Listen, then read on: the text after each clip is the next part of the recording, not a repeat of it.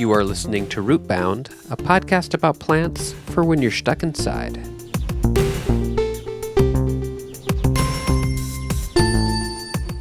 Rootbound is brought to you by the month of February.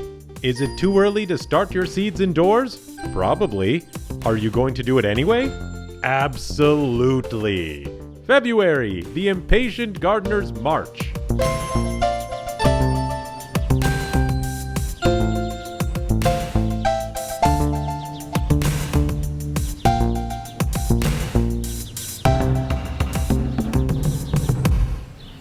Hi.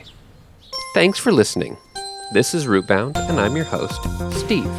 Rootbound is the podcast about plants for when you're stuck inside. Each week, I invite a guest who joins me on the program and talks about a plant that means something to them, and then I share with the guest about a plant that means something to me. And through this process, we can all learn more about plants and learn more about each other. But before we meet our guest today, I want to talk about the USDA Hardiness Zones. If you're a gardener or you're just even aware of gardening, you've probably heard about these zones. People say, oh, I'm in zone 5 or I'm in zone 6B, etc. I happen to be in zone 7B, but I do admit that I really didn't know what this meant until I just researched it for this episode. Like, I knew it had something to do with like what plants you can grow where, but like how those zones were designated, I didn't really know. And as you can hear in the episode, I also always got confused about which direction the zones went. I always thought that they started in the south and got higher as you went north. So, zone 1 being in the south and zone 13, which is the highest zone in the United States, being in the north. But that is not the case. They go from north to south. And so when I was talking with a guest in this episode, I was a little bit confused about which zone the guest might be in because of that confusion in my mind. But anyway, the zones do start with the lowest ones in the far north of the country, and they go down to the south. But what do they mean? It's actually very simple. The zones just have to do with the long-term average annual extreme minimum temperatures. That's it. That's the only thing that the hardiness zones account for. They don't account for things like how hot it gets. They don't account for humidity. They don't account for like how long the winter is. They don't account for changes in seasons. It's only the long-term average annual extreme minimum temperatures. So for example, zone 7 where I live, the long-term average annual extreme minimum temperatures are between 0 degrees Fahrenheit and 10 degrees Fahrenheit. And for the rest of the world out there, that's between negative 17.8 Celsius and negative 12.2 Celsius. I'll let you do the rest of the conversions later because the USDA Hardiness Zones map is in Fahrenheit. So that means that in this area, the maximum cold that's ever going to really get is 0 degrees Fahrenheit, between 0 and 10 degrees Fahrenheit. It's never going to get colder than that. So if you want to grow a plant, it needs to be hardy to that temperature. It needs to not die if it gets that cold. And that's really what the zones are for. It's like, hey, what plants can I grow in this area that will not die in the winter? That's basically what it's for. And then I mentioned earlier, though, I said I was in zone 7B. So sometime later, the USDA revised the zone system and broke it even further into 5 degree Fahrenheit sections. So 7B is from 5 degrees Fahrenheit to 10 degrees Fahrenheit. So I'm in the slightly warmer of the 7 zones. Our guest, who we hear from today, is in zone 8B, so a little bit further south. That is the minimum temperatures between 15 degrees Fahrenheit and 20 degrees Fahrenheit. So that's what the zone systems mean. It's a useful tool for trying to grow certain plants, but it's not like the end-all be-all for like what can grow where. There's lots of places that have the same zone number that are entirely different climates. So it's just a tool. It's a lot simpler than I thought it was, but very interesting to know. And zone 7B. USDA Hardiness Zones. Hi, Genevieve. Thank you for joining me on this episode of Rootbound. Hi, Steve. I'm happy to be here. Very wonderful to have you. Do you have a plant to share with us today? I do. I would like to talk about hydrangeas. Wonderful. Okay, this is exciting. I can't even picture a hydrangea right now. Like, I know it's a common flower. And also, I've said hydrangea and you said hydrangea, which maybe we'll talk about in a little bit. But anyway, let's hear about them. Why did you choose this? Why are they meaningful to you? I chose hydrangeas because, first of all, I think they're beautiful. The size and shapes are really different from a lot of other flowers, and I just appreciate their unique vibe. But also, I had seen them in floral arrangements, and I thought they were cool. But I remember the first time I saw a hydrangea bush, and I had just moved to Seattle. I was fresh out of college. I was in a new state, and I was driving down a residential street, and the neighborhood had a lot of what they called monkey tail trees. I don't actually know the real name of the trees, but their branches look like monkey tails, and they're very Okay. like Seussian kind of. Hmm. And so I was just marveling at these trees, and then I came upon a house that had hydrangea bushes lining their front yard.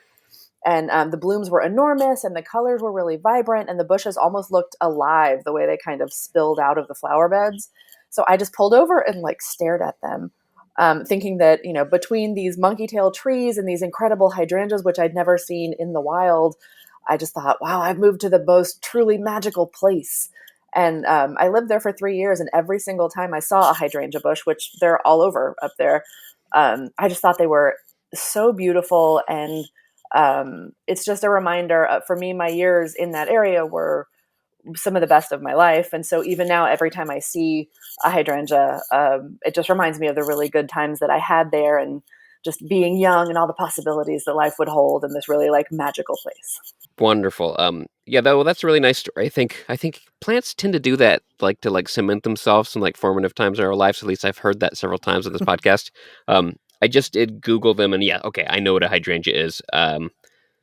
Yeah, they're really cool. They do remind me of a bit of peonies, but not quite. Not Hmm. they're similar shape, but the petals are quite a bit different close up. But like the general shape is kind of a big puffball of color. Yeah, and interestingly, they don't have petals; they have sepals, which I learned in my Oh, research. that is interesting. Yes, so they all start out as green, all the little sepals, and they're these little tiny leaves that protect the flower bud. And then as the plants age, they change color and turn into what look like flower petals, but they are not. Who That is knew? really fascinating. Yeah, I defined the word sepal, I think, on the first or second episode of the podcast, and that's when I learned. Okay, I know what a sepal is now, and so for me now, it's really fascinating because like hydrangea, why didn't you just decide to have petals? But it just decided to. Yeah, it just It's likes that's to be interesting. different. It's like kind of on the other side of it is the we talked about the mimosa tree, and that tree only has pistils. It has no petals at all. Oh So yeah, I guess it yeah, does. right. The floofy feathery things Hmm. are not feather. So yeah, super fascinating. That's really interesting. Um, do you have any other fun facts or dazzling details? What else do we need to know about hydrangea? Hydrangea. Well, yeah, well, first of all, I found out when I was doing my research, I have been pronouncing it wrong for 20 years probably. It is hydrangea, Okay. not hydrangea, which is, what I had always said. So hydrangeas. Um, there's a lot of interesting information about their symbolism. So, Hmm. for example, in Japan, they are a sign of gratitude and heartfelt emotion, and they're also native to Eastern Asia, primarily Japan. So that Okay. was a lot of the stuff I found was about hydrangeas in Japan. So in Japan, they are a sign of gratitude and heartfelt emotion, but Victorians thought that they symbolized boastfulness and vanity because they produce many flowers but not many seeds. Oh, interesting. Yeah, Interesting. that just made me laugh because the thought of a flower representing, boastfulness and vanity. It's just a beautiful flower. Yeah. Why are you Yeah. so mad at it, It's, Victorians? they were mad at a lot of stuff. That's true. That's true. It was a Yeah. different time. That is true. And the colors also symbolize different things. So the colors of a hydrangea could be pink or blue or white or purple. And pinks is love and sincerity. Blue represents forgiveness or apology. White represents boasting or bragging, again. Okay. And purple is abundance and understanding. Understanding, you said? Yes, yes, Wonderful. understanding. I was just Yes. imagining like you give someone like if you give someone a bouquet of white hydrangeas and they don't know what it means, or like you don't know what it means and you cause a real snafu because you're like, oh, Yeah. what? Yeah. Yeah, it could be bad. And also interestingly about the colors, so you can change the color of a hydrangea. The Oh color wow. is related to the pH of the soil.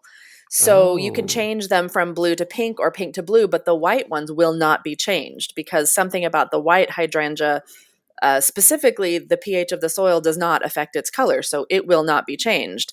But you can change a blue hydrangea to a pink one by adding ground limestone, which will increase the alkalinity of the soil.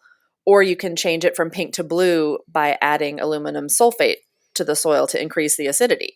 So the colorful ones you can change, but the white ones, which are boasting or bragging, are just not to be messed with. interesting. They're like a little, but Hmm. the blue and pink ones are like little. They're like little pH meters in flowers. Yeah, and it can take weeks or months to change the color.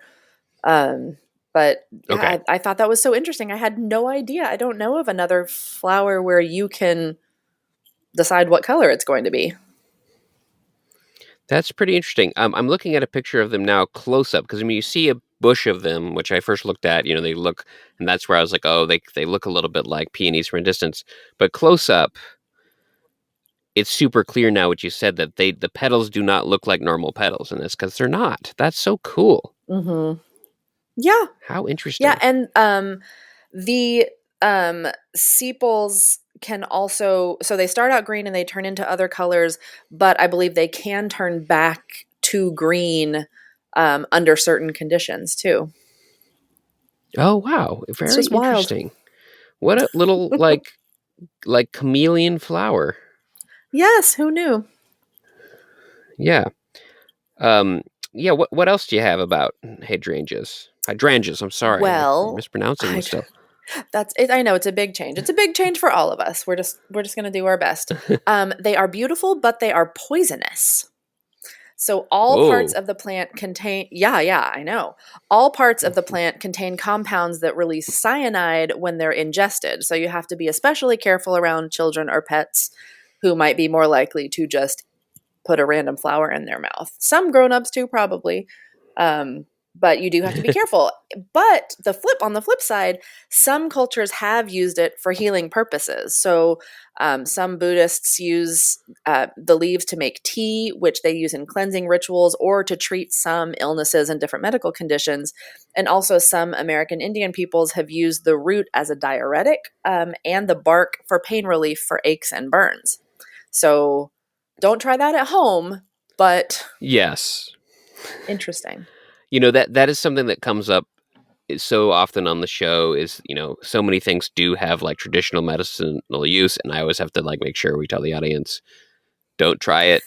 This is not a Yes. recommendation, but it is interesting this like dichotomy of like things that are like toxic but also have had uses traditionally, and there's definitely some middle gray area in there, and it's always fascinating to think Hmm. about. Yes, it Yeah, actually reminds me of it's when you really, mentioned really interesting. the compounds with cyanide. Those are probably Hmm. compounds called cyogenic compounds, which is a word I learned when I was talking about elderberry, which elderberry is a common remedy, but you have to cook the elderberries because they do contain cyogenic compounds, and so the cooking tends to break them down. So it's just Mm, interesting how yeah, the commonalities and the different things in these different plants. yeah, it's very interesting. Let's see. I do have Um, some other fun yeah, facts. yes, absolutely. Okay. Well, hydrangeas are a common fourth wedding anniversary gift, and they are given to show Fourth. appreciation. Fourth, yeah. Who Oh man, knew? I missed that a long time ago. Who knew? Yeah. I know. Well, we just had ours, and neither one of us gave the other hydrangeas. Oh darn. I mean, I get it's probably good that you. I I would think if you're gonna give them as a gift, probably don't give the white ones because again, it Sure. represents boasting or bragging. So maybe stick to the colored ones. Good. But Good yeah, idea. Good it's idea. who knew? Yeah. Yes. Also, they are fragrance free, which is nice if you're sensitive to fragrances, and they're safe for allergies, or for people who have allergies, because their pollen is really sticky, and so it's not easily picked up by the wind and kind of spread all over. That is So really interesting. I have some that is, questions there that that you may not know the answer to, So if not, like I always say, audience, you can Google it. But it's interesting that one, they don't I smell, can. which I don't think I realized. Is Mhm. that's the case? They don't have a real strong smell or any smell, They don't. No, they don't really. which makes sense because they Yeah. don't have petals. But then what I'm thinking is if their Hmm. pollen is sticky, which normally sticky pollen is pollen that's designed to be moved by insects, then why don't they have a smell? I don't know. I don't I know. don't either. I was kind of Uh, curious about that too, and I couldn't find specific details about it. So well, maybe if anybody out there audience, either knows. yes, indeed, write in, let us know because, or just Google it. It's okay. But that's really interesting. It's a good flower for people who have allergies, I guess. Yes, yes. So that is very good to know. Um, what else? Oh, and the oak leaf hydrangea is the state wildflower of Alabama. Oh, cool. Very Yeah, good. yeah, yeah. And hydrangeas can grow in almost every part of the U.S. So, except for extreme cold or extreme heat. So, they are present in many of the states, but they are the state wildflower of Alabama. And they tend to grow from May to July is generally their growing season, but January 5th is Hydrangea Day. So there is a day to celebrate it, Okay, but probably can't not get when them. they're You in got to season. I ship don't know them who in made from that. somewhere Yeah. else or something. Yeah. Yeah, I don't know who put that on the calendar, but happy almost Hydrangea Day, everybody out there. Indeed, indeed. Yes, and they have been around for a very long time. Fossils have shown that they were in North America as long as 40 to 65 million years ago, So that's really which interesting. I mean, is because you brought that up and mentioning they were like from Asia and like this tradition in Japan, but they are actually native flowers in this continent as well. that yes, they are native to the US and Eastern Asia. And then so they were here as long as 40 to 65 million years ago, but they didn't get to Europe until the early 18th century somehow. That's really fascinating. That yeah, I didn't know that they were a native flower. I wonder. I should go try to see some in the wild. That's cool. Hmm. Yeah, they're pretty incredible. I was hoping maybe to plant some here. I don't know. I don't really see it, even though they're technically in. I think they grow in zones 3 through 7 of the United Okay, States. I think you were Um, right there. I think we're like on the very edge. So maybe one day I will plant one and I'll really live it. Yeah, I'm gonna look into see if there's some native varieties around Virginia because I'm really into planting like native Hmm. wildflowers, and I never considered a hydrangea because you just think of them as being like ones you find in this bouquets or like Yeah, shrubberies or something like that, and generally those are not like local. But I wonder if there is like a local hmm, East Coast hydrangea that I can plant. probably there are over 75 species. Wow. So surely there's one that you can find up there. And they come in three different general shapes too, which I didn't know. I'd only seen the big round sort of clusters, Mm-hmm. which is called a mop head. that's That, that's the shape. it's a Mop good head. word. It's like a big round pom pom. Yeah, mop head. I love it. But then you can also have lace caps, which are delicate and flat and more sort of lacy, or a panicle, which is cone shaped. Oh, very interesting. Yeah, Cool. yeah. I like that word I didn't. panicle. Yeah, and I looked at some pictures, and those are really pretty. It's a different look. The sepals still look the same, and the coloring is still the same, but it was just interesting to see it in a totally different shape. And then the flat ones are the lace cap ones are really pretty in a different way. Wonderful. Do we miss Yeah, any hydrangea fun facts or dazzling details? I believe that is it. Oh, also commonly called hortensia, which I had heard of, but I had no idea Oh. that, yeah, I had no idea that hortensia and hydrangea were the same. Hydrangea Zone. Well, great. Well, thank you for telling me about hydrangeas. Do you You're mind if I welcome. share a plant with you? Please do. Okay, so I think you knew this, but we're both Texans. I was born in Texas, and Yes, so when I yes.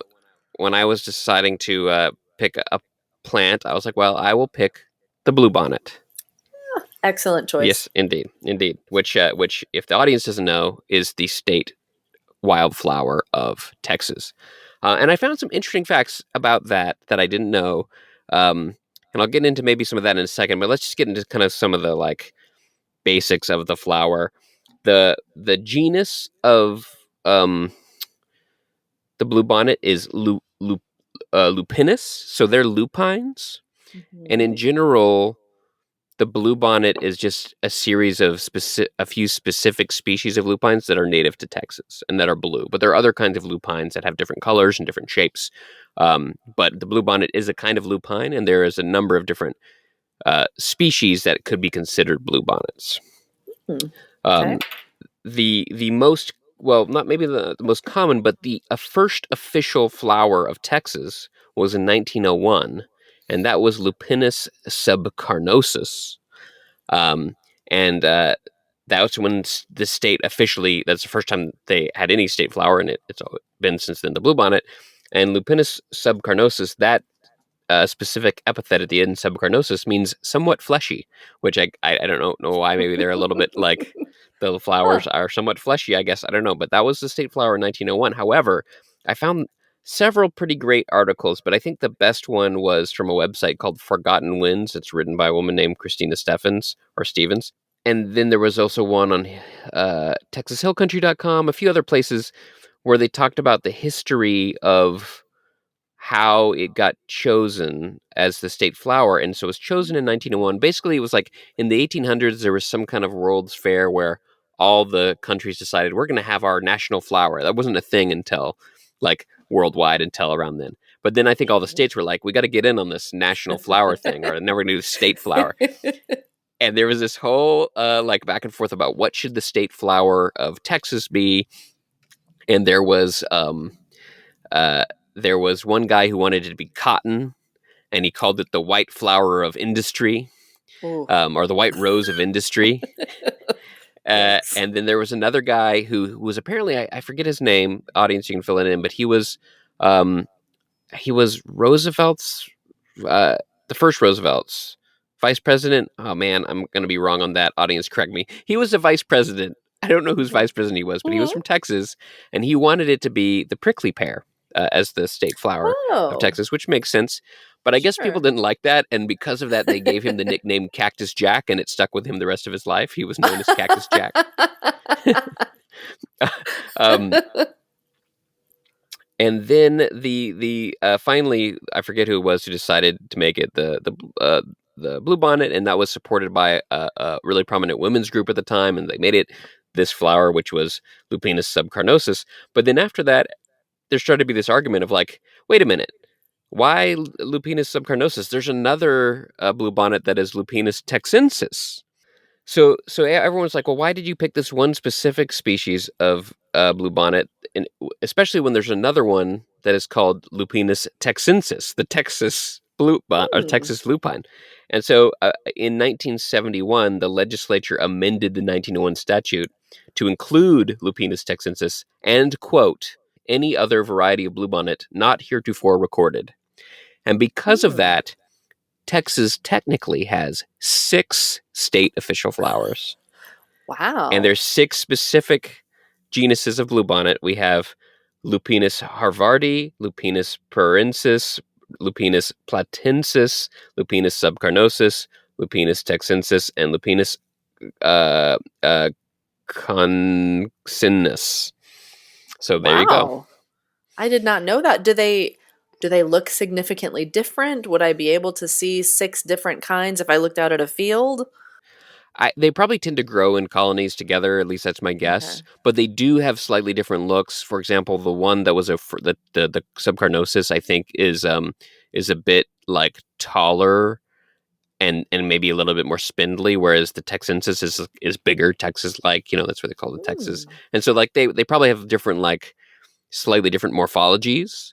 Um, but they look pretty similar, and as a group, I don't know, probably be hard to say which one it is specifically. Interesting. I'll look into it. And in the spring when they're blooming, I like to drive out into the hill country because you can just see fields and fields of them. And so I'll do my research and I'll go look and see if I can tell the difference.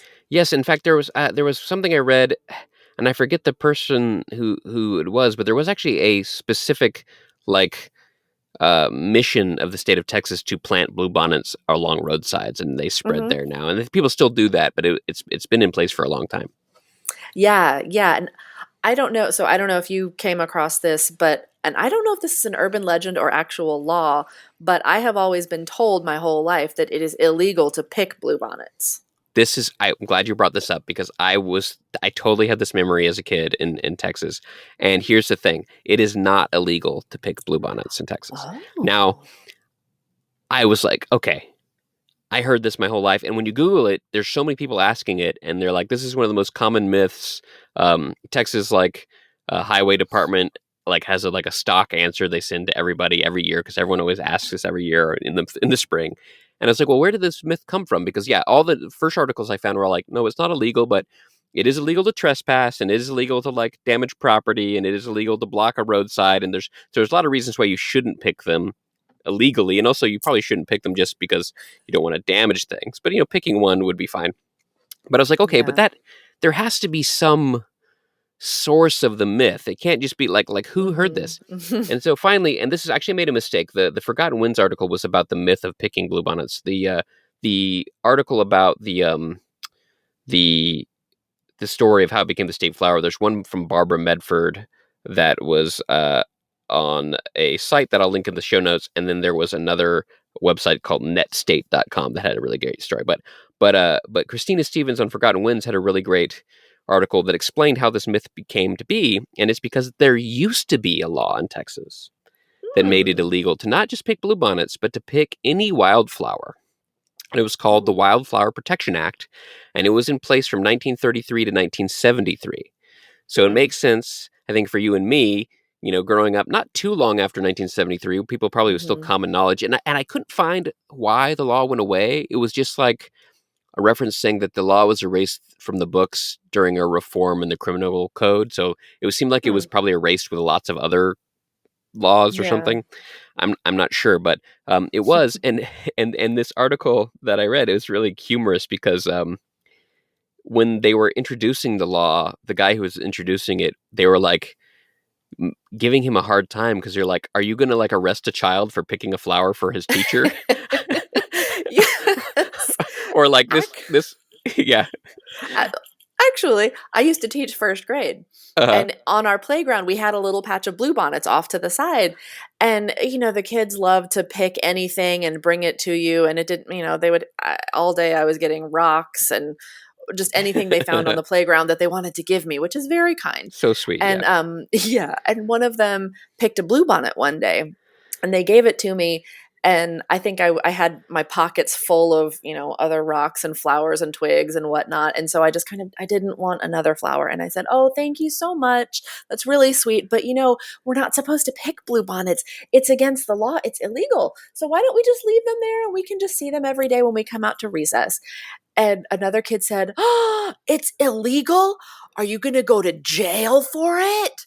And the kid that had picked it, just his eyes got really big, and he was sort of like, "Ah, I didn't know he was so afraid that the bluebonnet police were going to come get him and haul him away." And I said, "No, I don't think it's that kind of It's not illegal. I think that it's just illegal. frowned upon. Let's Yeah. just not do it. You're probably not going to go to jail. Sorry about that. I hope I didn't, unintentionally scar him. He's probably Yeah. fine. He's not in That wherever he probably. is, he's not in bluebonnet jail." That's good. And even when it was illegal from 33 to 73, I think the maximum fine was $10. So Oh, okay. Well, nobody, I for a think, was ever 6-year-old, in that is a flower lot of jail. money, That's true. but That's true. That's true. no flower Especially jail. $1973. And I mean, Yeah. $1973. Forget about it. Oh, geez, yeah. The another thing that came up in the process of making this law, someone said that this law is antithetical to romance, which which is pretty interesting. Yeah. But But then the other side of the story is there was apparently a reasonably big problem of people going out to wildflowers and basically picking them and then selling them in the city. And so then they were Mm. like, people from the country were like, how would a city guy from Texas like it if I came over and stole his roses? Uh, so Yeah, that's you fair. know, Fair point. so anyway, it was put into law, and I don't really know much about his history, but I think that's why it has this prevailing myth, and it's probably good because you don't want people damaging lots of wildflowers. But if a kid picks one, he definitely will not end up in bluebonnet jail. Okay, good to know. Yeah. Um. Back to the name for a second. Well, bluebonnet is pretty obvious. They have these little blue. The flowers look like these little bonnets. They're miniature, but Hmm. that's fine. But the name, the scientific name, lupine. I was like, why lupine or lupinus? Um, Hmm. and that comes from the word wolf. Lupine means like That's what I was wolf-like. thinking. I was trying to connect that in my brain. Yeah, and I was like, why? And so I found three answers, and I don't know if I believe any of them or all of them. I'm not sure. The first one I read is that it's because lupines, like hydrangeas, are also poisonous, and so the thought is that they kill livestock just like wolves do. So don't Oh. graze your cattle on bluebonnets. But I don't think that's really they're not that Mm, poisonous. I don't think so. yeah. Not that's true. Then the other one I found, and this is the most common one, which apparently there was a belief, even though I can't find any source of this belief, and the belief is definitely not true, is that they were bad for soil, and so the idea is that they wolfishly devoured the nutrients in soil. Huh. But that's not true. They're actually in the legume family, so they actually fix nitrogen like all other legumes, so they're actually good for the Oh. soil. But I guess there was some belief that they were bad for soil at some point. But actually, probably the real answer is this is my guess. My guess is this is the real answer, and the other answers were just made up because people couldn't figure out why. Is some lupines, and I don't think this is true for bluebonnets, or at least I haven't seen it, but some lupines, if you pull back the more bonnet part of the flower, there's another part of the flower that kind of looks almost exactly like a wolf tooth, the way that it's Oh. shaped. And I'll put Okay. a picture in the show notes. It's a little hard to describe. I found there's a really clear picture on this one side that like this is why it's called a lupine, and it's like, oh, there's totally a fang there. Um, Okay. but I tried to look at some pictures, close-ups of bluebonnets. The bluebonnets are considerably smaller than these other lupines that it was clear on, and I don't know if it takes that specific shape, but it's the genus, so not all genuses are similar. But anyway, it's a Sure. mystery, a little bit of mystery why they're called lupines. Yeah. Well, that probably makes the most sense, but Yeah, who knows? indeed. And then the last little bit that I wanted to bring up when I thought about bluebonnets, and this totally brought back memories, and you probably have plenty to say about this, is the Texas Bluebonnet Award. Is that still a thing? It is, yes. In fact, I believe the winners are going to be announced in January. I think that's right. But Very yeah, interesting. every year. Yeah, but I want you to Mhm. explain it because I was just refreshing myself today. You probably know much more about it. Sure. Well, as an elementary school librarian, I can tell you there are books that are selected every year. Every state has their own state list of award winning books, and the Texas award winners are called the Bluebonnet books, and they are for elementary. I believe it's like pre K through six, so the full range of elementary grades. And there are 20-ish every year, and they're picture books all the way up through chapter books. And every year at the Texas Library Association, they do a little breakfast where you get to actually go and meet the authors, and you get to tell them how much you love their books. And I'm hoping that I can go meet the authors this spring when the meeting is in Austin. But yeah, they're Bluebonnet books every year. There's a special little sticker you put on the spine label, so you could go to your library and you can look and you can find this year's Bluebonnet books. I totally remember that little sticker, and Yes. and that and the funny thing though is when I tried to look at the list. So my understanding, and correct me if I'm wrong, the idea is that there's a list of books, but then the Hmm. students get to decide which is the best. It's like a voting thing across the state. Is that right? They do. So here's where I'm a little bit fuzzy. I know, like when I was a kid, my school, you could read a certain number of the Bluebonnet books, Hmm. and then if you read a certain number, then you got to vote on to see what our elementary school wanted to, which one our elementary school thought was going to be the winner. So I do believe that you are correct that it is across the state. kids can vote, but also a lot of individual schools have their own little bluebonnet vote. So maybe what they vote or the one that they pick may not be the state winner Sure. necessarily, but it's just a fun way to to participate, to read some books. And I know some schools go all out and have like I knew a school that did a blue party. So if you read a certain number of bluebonnet books, you get to come to the party where you eat all foods that are blue and only drinks that are blue, and you have to wear blue, and there are all kinds of blue related activities. That's very cool. The other thing that I thought was cool about it, which I didn't think about, is I guess one of the reasons why they think it's a fun idea and maybe has been so popular. It's a great way, I think, to develop that sense in a kid of like that they can choose what they like, right? So it's like, here, read 5 books, and which one do you like? And then which one do we all like? And I think that's pretty cool. Yeah. But when I was looking at the list of books of the ones that won, not a ton of them from when I was right in school stood out. But I think the first 2, because I think the first prize was in 81 from my research, and that was a Ramona, or I think Ramona and Her Father, which I remember that from the Beverly Cleary Ramona books. And then the second one, which was Super Fudge, which I remember that one as well. Yes. And then after that, there was a bunch that I didn't really remember a little bit. I didn't dig into too much. But then later, it was like once I think already left Texas and was a little bit older, but the Stinky Cheese Man, I think, was also one. Yes, that is a classic. John Sheshka. Yeah. The Stinky Cheese Man and Other Tales. Yeah, he is fantastic. Yeah, very good. Anyway, not directly related to the flower, but it is bluebonnet. And I think they just chose the name because it's the Texas state flower and it's cool. But I totally remember like the books and that would have the sticker, so they would have like the Newbery Award, like silver the thing medal on it. on the cover. Yeah, but then they would also have the Texas Bluebonnet Award sticker on them too. Yes. I know, it's so exciting. Yep. Anyway, well, that's what I have to say about bluebonnets. That was so interesting. I learned some stuff. Thank you, Steve. I will think of you in the spring when the bluebonnets bloom. Pin a blue bonnet on your new bonnet, and I'll wear a yellow rose. And we'll keep our hearts in tune with a horse and buggy moon, way out where the blue bonnet grows. Come along, my pretty, get into your frills and bows. And will you get your ma and ask her if your petticoat shows? Pin a blue bonnet on your new bonnet, and I'll wear a yellow rose. Here at the end of the show, I want to talk about the Texas Wildflower Program. When I was talking with Genevieve about bluebonnets, we talked about this program Texas has to grow wildflowers along highways in the state. And I decided to look that up a little bit because I've heard it's like a really big thing. And it is. It's very impressive. It was started in 1932 when the Texas Department of Transportation hired a guy named Jack Gubbles as its first landscape architect. And the idea was to plant all these flowers to do a number of things: to control erosion, to reduce water use, to provide food and habitat for pollinators and wildlife, but also maybe not so obvious and maybe lending more to the fact that this is done by the Department of Transportation.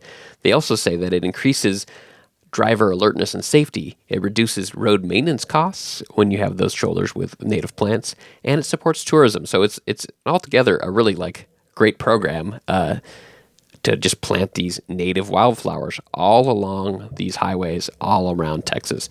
In fact, there are over 800,000 acres preserved to maintain native plants by the Texas Department of Transportation, which is really incredible. Just a few facts about what the program does. I found this really great page on the Texas Department of Transportation's website, which talks about the program, and they talked about the 3 things that they do related to keeping these native wildflowers growing all over the roadsides in Texas. One is delayed mowing. So this is, I think, the most important. I think this was the idea that this guy, Jack Gubbles, had back in 1932. It's to wait to mow the sides of the roads until after the flowers have bloomed and the seeds have set and the seeds have dispersed, so that next year you will have more growth. So that is number one, and that has been really successful to promote wild plant growth in Texas, which is pretty cool. The second thing they do is to sow native seeds. And they do that. They plant a ton of wildflower seeds all over Texas. And I'll link in the show notes to this page, and they talk about just, how that goes. And it's very incredible. And it's a great way to preserve native plant life. And then the third thing they do is they slow weed growth. So going in there and weeding and getting rid of all the non-native plants that might be over-competing the native plants, the beautiful wildflowers, the bluebonnets. So a really cool program that Texas has. And if you're driving in Texas and you see wildflowers along the road, just thank the Texas Department of Transportation. My guest on this episode of Rootbound was Genevieve Kareem. Genevieve is an elementary school librarian in Austin, Texas. If you like Rootbound and you want to support the show, you can head on over to rootboundpodcast.com/support and find out all the ways you can support the show, including supporting the show on Patreon. Rootbound is hosted by Steve Ellington, who will never give you white hydrangeas. Music by Christian Kriegescota. Fake ads by David Lonnie. Rootbound is a podcast about plants for when you're stuck inside, but if you can go outside, take a drive and observe the wildflowers. But just don't end up in Bluebonnet jail. February, the Impatient Gardener's March. Sounds like it's from Sousa, the Impatient Gardener's March. Not one of his more popular ones.